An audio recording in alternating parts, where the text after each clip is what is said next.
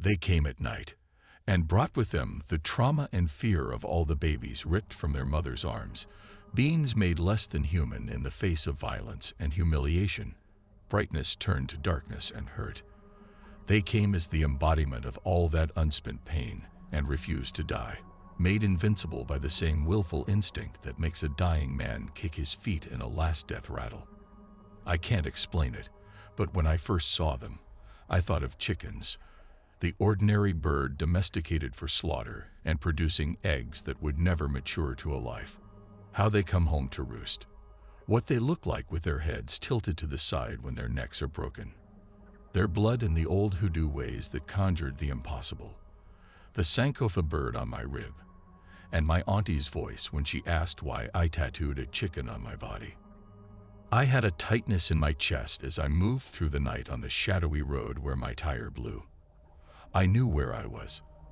There were signifiers that stood high as warnings, Confederate flags that dotted lawns, place names celebrating a glorious past and the future it produced, the absence of us. I walked alone, an imposing dark figure in the moonlight, shrouded by gray cotton that revealed only the shadow of my face and the locks spilling out of it. An unknown could emerge from the tall trees lining the highway and test the strength of the outstretched branches with my weight. Death could sit high behind headlights, barreling toward me from the nothingness. Flashes of red and blue could illuminate the night and splash over me, bury me where I stood. Fear is a funny thing, who feels it, and who yields its power. I should have felt relief to see the glow of light in the distance, a sign of life, but I only felt more dread. Life, perhaps, but not life for me. Only more danger, waiting.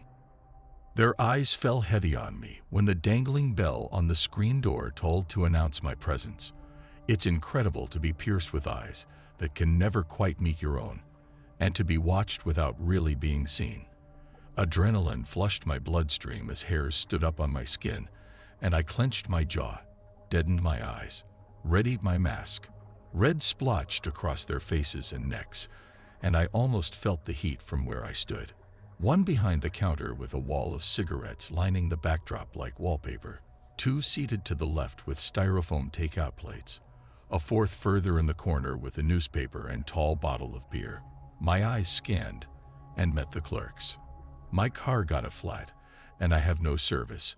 I just need to use the phone, I said. Phones for paying customers, he said back, folding his arms.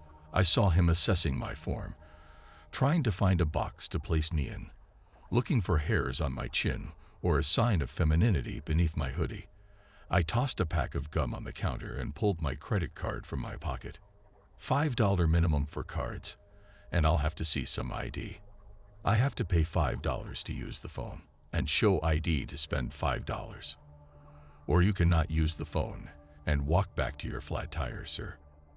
My blood boiled, but I was frozen by the voice of my mother telling me to be careful as the door slammed behind me. At 7, going to ride my bike.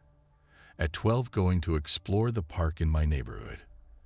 At 16, going to a pool party with my friends across town. At 17, walking to the store down the street in the rain to buy snacks. At 22, driving the empty road back to campus after a long weekend. I swallowed the rage, making a lump in my throat, and turned to peruse the closest aisle for $5 worth of junk food. The bell on the door rattled again, and I prepared for the confrontation, the buddy they called to teach me a lesson, the cop with his gun drawn, the white woman I would make feel unsafe. Instead, everything went quiet. Even the screams were quiet at first, muffled by the white noise between my own ears, until they pierced through and flooded the entire place. I dropped to my knees behind a shelf and took cover. There was a throaty grumbling spliced between the screams and sounds of flesh being thrashed and pulled from bone. I sucked air deep in my lungs and whispered prayers through the exhales. I peeked around the end cap and couldn't process what my eyes were reading. There was an image with no context, so I just thought of chickens and how they come home to roost, and what that even means, 2 generations removed from the farm. There had been reports of attacks, in the night, by animals, deranged addicts, or a Satanist cult. Nothing verified, nothing concrete linking the sporadic deaths that seemed to have started near the eastern North Carolina-Virginia line and thinly dotted the map in a southwestern swing. There were only carnage and questions and fear. Fear for others who didn't have so many realities to fear daily, and had the privilege of hypothetical fears to keep them awake instead. When I saw their black bodies, covered in a white ash that falls over the elders before they pass on, I felt a strange peace that I took to be resignation. I rested the back of my head against the shelf and sat with the calm, waiting for death. Her sudden presence above me broke through the haze. Another dark body, vibrant with life, falling curls about her head and shoulders. A deep brown aura. She floated in a calmness, too, awestruck, unable to breathe while watching from the bathroom doorway. I pulled her by her hand into a crouch beside me and covered my lips with a finger. I heard the swishing that fabric makes when it moves through the air and felt a coldness creep over me. She gripped my hand, or maybe I was gripping hers. A stout woman with a resolute face and a wrap snugly tied around her head like a high cotton crown, rounded the corner and stared down at us. A rusting rifle hung from her shoulder in a sling. No one breathed. Her hollow, cloudy eyes fixed on me, and I felt my entire body get warm and electric, transfixed by the power. It felt like I would levitate but for the other woman's hand on mine, grounding me. It all must have happened in only a moment. Then the figure was gone, along with the others like her and the gnashing and screams. We remained. The silence returned. There was blood and flesh and bone everywhere, painted on the walls and floors. It hollowed me out, but a drive inside me took over. "Is your car outside?" She nodded. "We have to get out of here." She nodded again, still silent, as we rushed through the door and heard the bell for the last time. A siren was faint in the distance. I had a flat about a mile back. "Can. Get in," she said. Her pale knuckles gripped the steering wheel as she stared straight ahead in a daze. She drove down the road in the opposite direction of my car, but neither of us could speak or process at the moment. I let the dotted yellow lines of the road and the bass and synth of the mix playing through her speakers hypnotize me. Zora.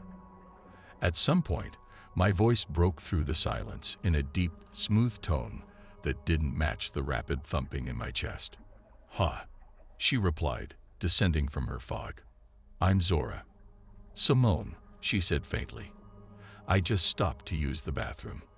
And she shook her head in disbelief. "That happened, right?" "There's blood on my shoe," I said. She glanced at me, as if to make sure I was real. "You had a flat?" she asked. "I heard you, but I didn't hear you. I just started driving." "It's cool. I appreciate you taking on a stowaway. Do you have a spare?" "Yeah, it was low too." "I have one that should be good, and you can just get it back to me when you get your tires straight," she said. "Where am I going?" "You can just hit 561, and it'll take you back around." She looked over at me again and back to the road. "You have no idea where that is, do you?" I asked. "Not at all." "I could tell by your voice you weren't from around here," I said, trying to distract myself from the reality of what just happened. "Where are you from?" "Gary, Indiana." "Like Michael Jackson?" "Kind of like Michael Jackson," she said with a smile. "Like here, but colder and fewer country ass bugs." "Hang a right," I said, pointing at a road ahead. "How did you end up down here?" "Each one teach one." "You're a teacher." "You don't look like a teacher. You have a bull ring." Her laugh showed nearly all of her teeth. "What do I look like?" "Some kind of edgy photographer, or a lost grad student." She laughed harder until it made me laugh, and then there were tears on her cheek. "What the fuck just happened?" she whispered. Her tone was sober again. "What were they?" "I don't know," I said, letting the reality push its way back in. "They were people, right? They were us," she continued, still looking for words. And the way she looked at us, like she knew us. I felt something. I just need someone else to tell me they saw what they were. Who they were, I mumbled. Yeah, I saw it too. I had seen them before, in their flowing linens, in films about the pre-war South, dotting cotton fields like ornaments, and in old sepia photos with fraught looks that only told the half of it. But I had never seen them as they were, as alive as me, or something like it. Now. And they didn't touch us, she said, wrinkling her forehead. Only them. 561's just up here. The road curved. Take this right. I paused for a moment. My great-grandmother used to talk about zombies, I said, remembering.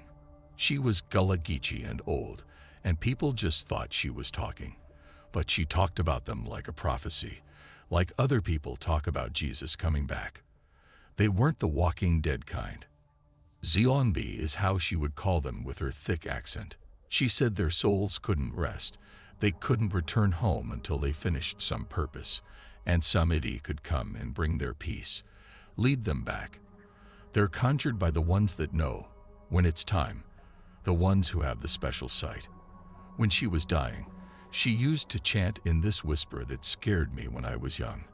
And my grandma did the same thing before she died. My mom told me it wasn't just chanting, it was a conjuring, to give peace to the ones left behind, and curse the ones who cursed us in life. The road grew darker as we got closer to my car. But you know, just old stories, I said. Your grandmother was from here, South Carolina, but I'm from here, born and raised, and returned. What brought you back? A lot, but I'm still figuring that out. Samidi, maybe, I continued with a laugh. I came back when my grandma was dying, and I just saw the need. I saw what was happening in my community and what the kids were going through here, and I remembered being that kid, and I just couldn't leave it how I found it. I run a little community garden for the kids now, and teach them art and culture through the land. And I remodel houses during the day to pay the bills, hanging drywall, adding fixtures, painting inside and out. How did you know this is what you were supposed to be doing? My spirit or gut, or whatever you want to call it, didn't give me a choice. It didn't let me rest or eat or see anything else until I listened. Teaching here was like that for me. I was never supposed to end up here. It wasn't in any of my plans, but somehow I had to. The road opened up as we came closer to the point where we started. My car's up here on the left, just after the tree line starts, I said. A flickering orange glow dimly backlit the trees ahead. Wait, slow down. I squinted my eyes and tried to make out what was in the distance. You see it too? She asked. What is that? I think something's on fire back there. She let down her window to smell for smoke and crept slowly along the road. There was a low melodic moan. Do you hear that? I asked. I know that sound. I can't explain it. She pulled off the road and parked in the grass overlooking a clearing in the trees. We both got out without a word, both knowing better. Do you think it's a cross burning? She whispered. The light gleamed more brightly and the grumbling sound turned to a chant. She climbed onto the hood of her car, then the roof. I followed instinctively, as if my own feet didn't carry me. My eyes widened and my breath caught in my lungs. I collapsed into a seat, with my feet dangling over the side of the car. She eased down beside me in silence. The black figures moved around a central glowing fire, like they were floating, falling lightly on their feet. Their cotton clothes spun with them like linens blowing in the wind on a clothesline. They chanted the song in throaty grumbles, a harrowing melancholy spiritual mixed with the joy of release. Tears streamed down both of our faces as we watched them dance in the firelight, unable to contain ourselves. I don't know how long we were there, suspended in the almost ethereal trance, watching. We watched until their fire went out, and they disappeared into the trees. I drove home in the dead of night, with flashes of the woman with the rifle slung over her shoulder in my head, and Simone, and the bodies moving around the fire. That night, I couldn't sleep, but I dreamt of murky water and freedom. I was standing in my bedroom in the darkness, sipping a cup of hot tea, smoking papers, peering into the darkness. Something beyond my door pulled at my legs and played tricks on my eyes, making someone move before me and beckon me with an unseen finger. My feet moved across the cool grass to the edge of water, buried deep in the woods. There was calmness over it, a stagnant film, until a body thrust from beneath and moved toward me on the bank. It was the woman from the store, alive and full of color, in her own time, climbing from the water with the rifle on her back. Bodies sprung up behind her from the swamp, water dripping from their heads and clothes. I backed away from the water as they marched forward, until the woman stood in front of me toe to toe with her hand outstretched, and there was nowhere left to retreat. She pointed with a sharp, bony index finger, grazed it against my chest, and plunged it into my heart. I fell to my knees in a scream, but it wasn't pain, more like a declaration, a soldier being marked for battle. When I sprung up from my bed, gasping for air, I was soaked in sweat, and I thought of chickens, what they sound like when they crow in the morning in the garden to begin the day, and how they come home to roost, and their blood spilled in the old hoodoo rituals to conjure the impossible.